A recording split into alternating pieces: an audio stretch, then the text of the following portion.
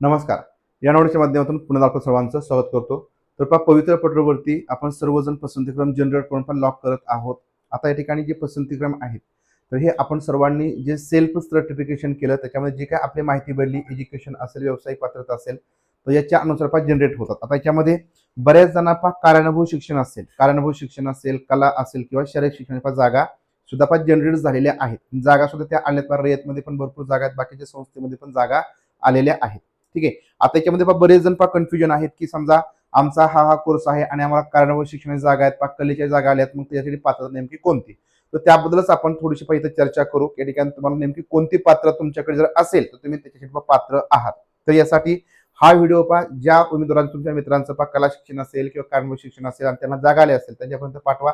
कारण ते पसंतीक्रम लॉक करायचे का लॉक करायचे नाहीत याबद्दल या ठिकाणी बरेच जण या ठिकाणी थोडेसे कन्फ्युज मध्ये आहेत. तर तुम्हाला ही एक मी जाहिरात दाखवतो जी पवित्र पोर्टल आलेली आहे. ही एक धाराशिव मधील संस्था आहे. आता या संस्थेमध्ये म्हणजे बऱ्याच संस्था आहेत याच्यामध्ये या जागा भरल्या जाणार आहेत. आता याच्यामध्ये तुम्हाला दिसेल की जे तुमचं चित्रकला पद आहे चित्रकला पद आहे, दुसरा आहे कार्य अनुभव जे पद आहे आणि तिसरा आहे शारीरिक शिक्षण. तर ही पद आहेत आता ही जी पद आहेत तुमचं म्हणजे चित्रकला आणि कार्यानुभव ही जी पद आहेत तर ही 6वी ते 8वी साठी भरली जाणार आहे. यांचं जे पद आहे ते कोणतं आहे? 6वी ते 8वीच्या दर्जाचं आहे बघा. पदवीधर शिक्षक 6वी ते 8वी आणि पदवीधर शिक्षक 6वी ते 8वी. जे शारीरिक शिक्षक हे जे पद आहे ते 6वी ते 8वी साठी नाही तर हे 9वी ते 10वी साठी आहे. त्यामुळे तुमची ती जर पात्रता असेल तर तुमची त्यानुसार काय होणार पसंतीक्रम जनरेट झाले असतील. आता जे चित्रकला जे पद आहे तर त्याच्यासाठी पेमेंट तुम्ही इथं बघू शकता. S10.29,200 दिले आणि कार्यानुभव S10.29,200 म्हणजे थोडक्यात हे जे पद आहे ते अनुदानित साठीचं पद आहे. ठीक आहे. आता बघा याला तुमची पात्रता काय असणार आहे तर तुमचं ग्रॅज्युएशन म्हणजे बीए असावं आणि सगळ्यात महत्वाचं एटीडी म्हणजे तुमचा जर एटीडी कोर्स झालेला असेल किंवा त्याच्याशी समकक्ष असेल तर तुम्हाला हे चित्रकलेचं पद म्हणजे कलेचं पद आलेलं असेल तर तुम्ही त्याच्यासाठी पात्र आहात. आणि मग तुमचं ते ओपनला असेल किंवा कास्टला असेल तर तुम्ही त्याच्यासाठी म्हणजे भरू शकता. म्हणजे जे प्रेफरन्स आहे ते लॉक करू शकता. नंतर कार्यानुभव किंवा कार्यान्वित शिक्षण याच्यासाठी जे काही पद तुम्हाला जनरेट झाले असेल किंवा पसंतीक्रम आले असतील तर याच्यासाठी कोण पात्र आहे? तुमचं या ठिकाणी बीए झालेलं असेल, बीए पाहिजे, तुमचं बीएड पाहिजे आणि सगळ्यात महत्वाचं तुमचा एक क्राफ्ट डिप्लोमा पाहिजे. क्राफ्ट डिप्लोमा म्हणजे सीटीसी. जर तुमचा सीटीसी कोर्स असेल 1 वर्षाचा असेल किंवा किमान 6 महिन्यांचा असेल. सीटीसी कोर्स हा कमीत कमी 6 महिन्यांचा किंवा 1 वर्षांचा असेल किंवा त्यापेक्षा जास्त असेल तरी तुम्ही या कार्यानुभवासाठी पात्र आहात. तुम्ही इथे पसंतीक्रम देऊ शकता. आणि जर फक्त आता एक लक्षात ठेवायचं आहे की तुम्ही या पदासाठी पण पात्र आहात, तुमचं डीएड पण आहे आणि मग तुम्हाला डीएडच्या पण जागा आल्या त्या बेसवरती म्हणजे 1ली ते 5वीच्या आलेल्या आहेत, 6वी ते 8वीच्या आल्यात. मग तुम्ही पसंतीक्रम नेमका कोणता द्यायचा? तुम्हाला शिक्षक म्हणून व्हायचंय की कला शिक्षक किंवा कार्यानुभव शिक्षक व्हायचंय हे तुम्ही तुमचं ठरवायचं आहे. त्याच्यानुसार तुम्ही पसंतीक्रम मागे पुढे करू शकता.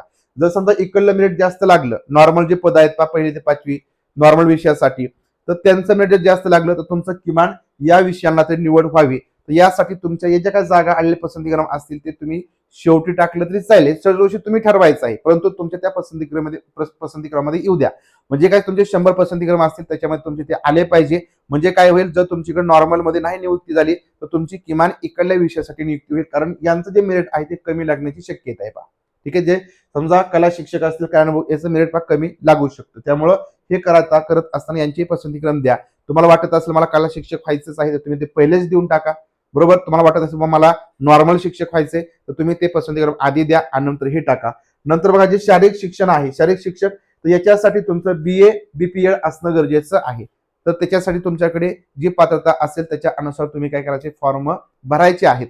आता एक जो जीआर होता, जीआर बद्दल मी चर्चा करतो की एक म्हणजे अंशकालीन होतं, परंतु ही तुमची काही ठिकाणी कायमस्वरूपी पदे ही भरली जाऊ शकतात म्हटलंय. म्हणजे अचूक असं नाही की भरली जातील, म्हणजे हे भरली जाणार आहे. तुम्हाला इथं निवड होईल, परंतु या ठिकाणी तुम्हाला इथं दिसतंय 29,200 म्हणजे हे तुम्हाला जे काय ठरलेलं पेमेंट आहे ते देतील. म्हणजे पूर्णच पेमेंट मिळेल असं नाही, कारण ही विना अनुदानाची पदं आहेत म्हणजे या जाहिरातीमधली.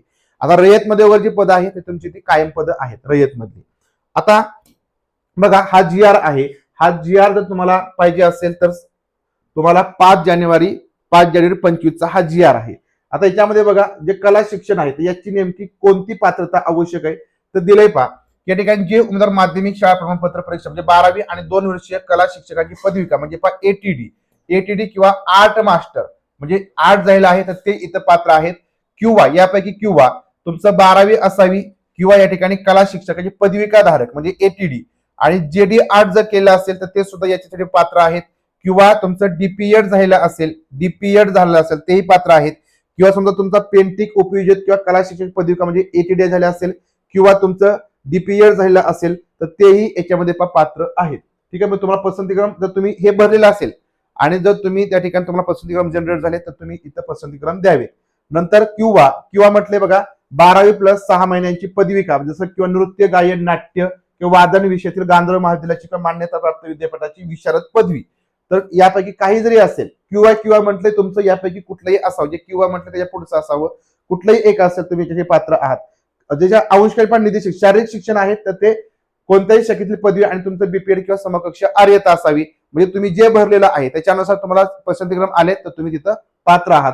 आणि कला शिक्षण बघा जे कार्यानुभव आहे त्याच्यासाठी कोणत्याही शाखेतली पदवी तुमची असावी, हस्तकला किंवा गृहविज्ञान किंवा कार्यानुभव क्षेत्रातला किमान 6 महिन्यांचा अभ्यासक्रम म्हणजे तुमचा सीटीसी असेल तर तुम्ही याच्यासाठी पात्र आहात. म्हणजे एक लक्षात ठेवा, तुम्ही जी पात्रता भरलेली आहे तर त्याच पात्रतेनुसार तुम्हाला ते पसंतीक्रम आले तुम्ही 100% लॉक करायचे. बाकी कुठलाही विषय तिथं म्हणजे डोक्यात घ्यायचा नाही की आम्ही पात्र आहोत का पात्र नाही. कारण बघा जे कला शिक्षण कार्यानुभव आहेत ते ज्यांचं डीएड आहे ज्यांचं बीएड आहे नॉर्मली त्यांना आलेले नाही, त्यामुळे ते पात्र नाहीत म्हणून त्यांना नाही आले. तुम्ही माहिती भरली तुमच्याकडे ते असेल बरोबर ना, जे तुम्ही भरलेलं आहे ते सर्टिफिकेट तुमच्याकडे असेल, ते प्रमाणपत्र तुम्ही कोर्स केलेला असेल तर तुम्ही 100% त्या ठिकाणी पात्र, तुम्ही सगळे पसंतीक्रम त्या ठिकाणी लॉक करू शकता, म्हणजे साहजिकच तुमच्या आवडीनुसार. ठीक आहे, तर अशा प्रकारे बघा, तर ज्यांची ही समस्या होती त्यांच्या ठिकाणी प्रॉब्लेम विषयी ठिकाणी आपण याच्यामध्ये चर्चा केली. बाकी रयतमध्ये पण रयतचे तुम्हाला पसंतीक्रम आलेले असतील, बाकीच्या इतर संस्थेचे आले असतील, तुम्हाला जे पाहिजे ते तुम्ही पसंतीक्रम द्या. या ठिकाणी तुम्हाला जी पात्र तुम्ही भरलेली आहे त्याच्यानुसार तुम्हाला आले, त्यामुळे तुम्ही तिथं देऊ शकता. फक्त तुम्हाला नॉर्मलसाठी जर काम करायचं असेल आधी करायचं तर ते आधी टाका, नंतर हे टाका, तर असा विचार करा आणि तुम्ही पसंतीक्रम द्या. व्हिडिओ पाठ जास्तीत जास्त शेअर करा जे कलाकारांवर शिक्षक आहेत किंवा या ठिकाणी शाळेत शिक्षक आहेत त्यांच्यापर्यंत, कारण बरेच जण थोडेसे कन्फ्यूज आहेत तर त्यांच्यापर्यंत पाठवा. तर या ठिकाणी भेटू आपण पुढे व्हिडिओमधून. व्हिडिओ लाईक करा, शेअर करा आणि सगळ्यात महत्त्वाचं चॅनल सबस्क्राईब करा.